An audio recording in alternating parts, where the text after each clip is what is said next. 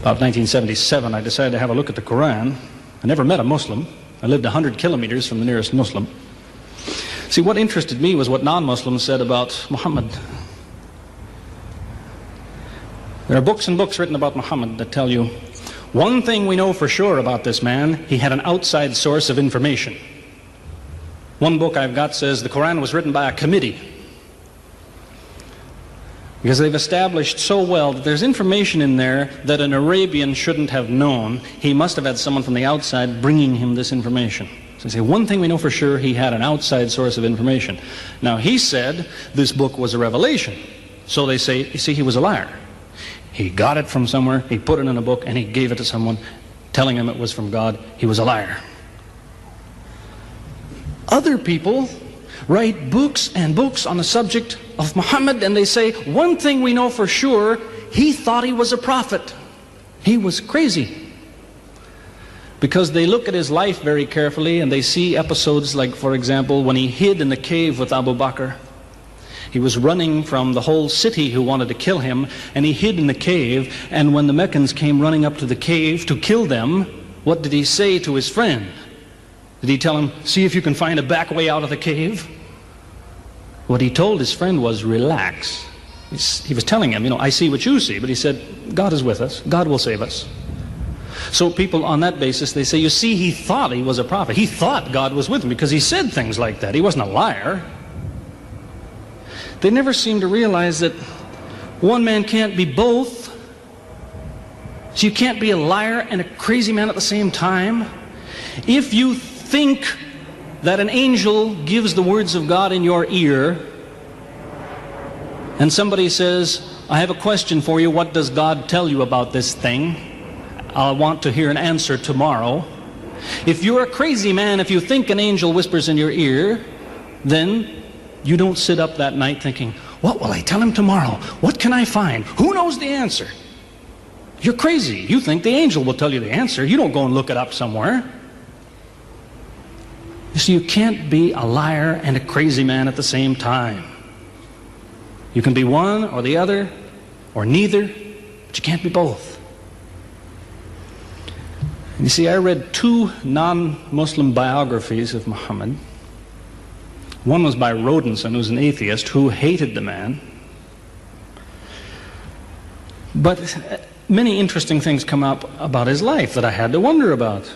One story that's told is that when he was an older man, he had a son named Abraham. The son died when the child was 2 years old. The same day the boy died, there was an eclipse of the sun. The sky went dark. And the Muslims came running to their prophet and said, look, it's a miracle. Your child died and the sky went dark in sadness. It occurred to me, see, if he was a crazy man, he'd probably believe what they said. He'd probably think, yes, it's a miracle. My child died, the sky is dark. Yes, it's a miracle. If he was a crazy man. If he was a liar, he would have taken advantage of it. He would have said, yes, right, my child died, the sky is dark, you tell everyone, it proves I'm a prophet. It's a miracle. But what did he do? He became angry with the Muslims. He told them that was nonsense. He was angry with them. How dare you say that? He said, the sun and the moon are signs of God, and they don't worry themselves about the birth of a man or the death of a son of Muhammad. Doesn't look very crazy. Doesn't look much like a liar. Now you have a third alternative, of course, which people tell you all the time. They say, no, he was not a liar. He was not a crazy man. He was deceived by the devil. Deceived by the devil. It's an interesting idea. But whatever you say, you better be ready to back it up. There's a lot of difficulties with that idea. For example, there is a verse in the Quran which tells the reader about a good habit to develop. It tells him, before you read this book, always say, A'udhu billahi minash shaitani rajim, which means, I take refuge in God from Satan the rejected. Is this Satan who wrote this? Who said, before you read my book, ask God to save you from me? Is that Satan who wrote that? As Jesus said, if Satan is divided against himself, then his kingdom will fall. He's fighting against his own interests. So let me finish with a story that illustrates a point. As I said, there's many theories and many explanations around, many explanations. But an explanation, something somebody tells you, is just so much air coming out of his mouth unless he has proof and unless he offers you something that you can use to falsify it. You see, there's many theories of how do the planets go around the sun and how do the stars burn and all the rest of it. Many theories. Most of them are just so much wind. Scientists pay no attention to them because they don't contain something that could be checked to prove it false. You see, Einstein was considered an intelligent man because when he offered his theory in 1905 and again in 1915, he didn't just offer a theory, he said, here's 3 ways to prove I'm wrong. Now it's worth listening to. He's told me, here's 3 different things you can do. If you can do this, I'm wrong. Here you are. Is there anything like that in Christianity? Has the Christian ever said, you want to prove I'm wrong? All you have to do is this. Has he ever done that? The Quran is filled with that kind of thing, filled with it. Saying, you want to prove this book is wrong? Do this. Prove it. Go ahead. Do it.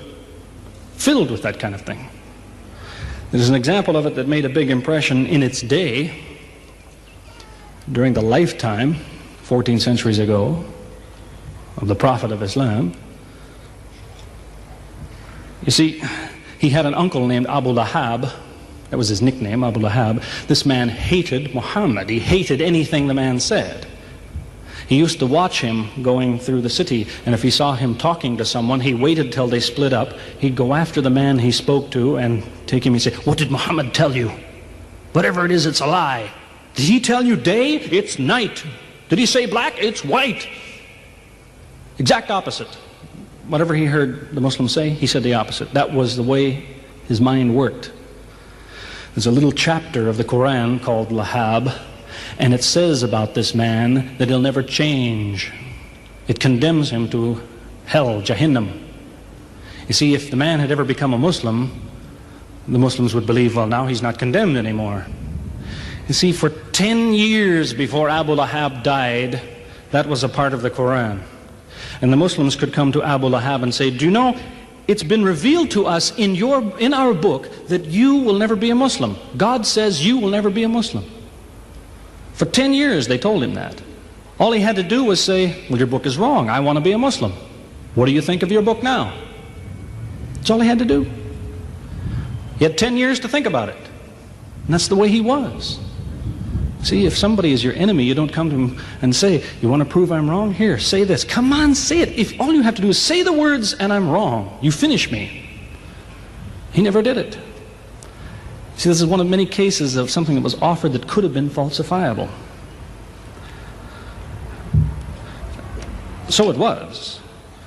As I say, in 1978, after, how long would that be, 15 years of arguing with the church authorities, one place or another, I got the idea, I'm going to argue with some other people, I'm going to read the Quran, see how much of it is any good, pick out the true, pick out the false. I thought it'll take a few years, it'll take some serious study and so on. I read through it. About 3 days later I finished it. I said, this is what I've been saying for 15 years. So I went to find some Muslims. I don't want somebody to feel you've been tricked into something. I haven't said anything about Christianity that isn't true. I haven't said anything about Islam that isn't true unless it was a slip of the tongue or something. I'm simply trying to remind an individual, don't close your mind before it's too late. Don't make up your mind before you have all the facts. Most people who used to be Christians and become Muslims will tell you, I am a better Christian than I used to be. Now I follow Christ. I didn't before. That's what I would tell you.